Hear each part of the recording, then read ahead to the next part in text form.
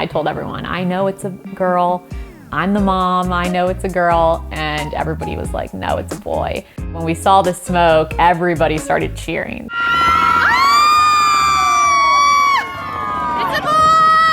They were like, it's a boy, it's a boy. The funny thing is my husband is actually colorblind. Everybody was screaming and my poor husband has no idea what color that smoke is. And I'm sitting there bawling, you know, he's looking at me, Avery, like, what color is it? Like, what color? Hi, I'm Avery, I'm 29. Hi, I'm Paul, I'm 34. We are expecting a baby and we did decide to do a gender reveal party as part of our wedding. A gender reveal party is when a couple reveals the sex of the baby, whether it's male or female. They do something, sometimes just like cutesy to like tell the family. Sometimes the couple already knows what the sex of the baby is and they're revealing it either to the family, or a lot of times I'm seeing that the couple has no idea either. So it's just fun for everybody involved to find out. I feel like it's very popular in America recently to have gender reveal parties. Even if it's not a huge spectacle or party, to just film something fun to tell your social media. Because of everything going on in the world right now, we decided to have a very small wedding. We went from like a 300-person guest list down to 21 people. We just thought that it would be a fun activity to also reveal the sex of our baby for the whole family. I had originally decided that we were just gonna set up cannons, and a company that was gonna set that up had to basically approve our land.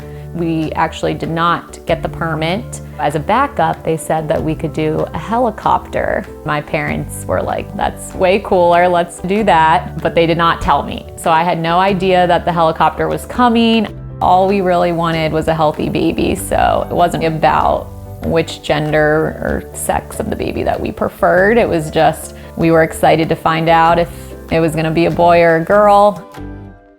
As sonogram technology has really advanced, it has become possible to find out as much information as possible in terms of the sex of the baby, the health of the baby, any pre-existing conditions that can be addressed. With the sex of the baby, it is typically revealed in the doctor's office and parents can opt in or out. If you plan the gender reveal ahead of this moment, then you will maybe ask the technician to place the information into an envelope. Then you can take that to a third party who can arrange the celebration for you. Or maybe one parent knows, maybe both parents know, and then they are just throwing the party as a reveal to the family and friends. It's a US-born trend, but it's spread very quickly to other countries that are more westernized and follow these social media trends a lot more closely. But there's obviously countries and cultures where religious practices or legal measures have prevented any type of sonogram screening. In China, in India, there's been legal measures in place for decades to prevent this information about the sex of the fetus from being publicized, from being shared, basically to prevent any type of sex selection or, selective abortions based on sex. The gender reveal trend origin is really attributed to a blogger, Jenna Kuvnitis. I think it was a much more intimate celebration, and then it was just, she posted about it on her blog, and you see it really spread because of social media. With social media and any trend, there's this certain competitive element. You want to get the most likes, the most views, and so the greater the spectacle, the more they have that consumerist kind of affirmation or popularity that they can use as some sort of social media capital or currency.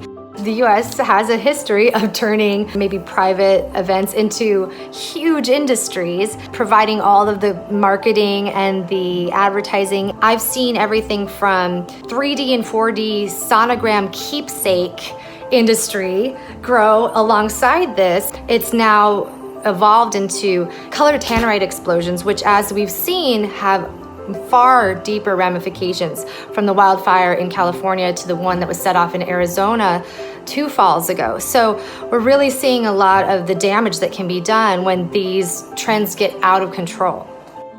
Another really big controversial topic around gender reveals is that gender is a social construct. It's not something that a lot of people believe that the parents should be deciding for the baby. And for my husband and I, we both work in mental health. We do work with a lot of transgender patients, and it's something that we're very aware of. If my kid decides later they identify differently, that is something that we will be very supportive of. And we do understand why people don't like the idea of having a gender reveal party and kind of assigning gender roles to your baby ahead of time and then making everything blue or pink. And when, especially in America, we're all about being a lot more accepting of people and whatever they decide and being individuals. Come on in. This is our baby's room. We did already pick his name. It does start with an R.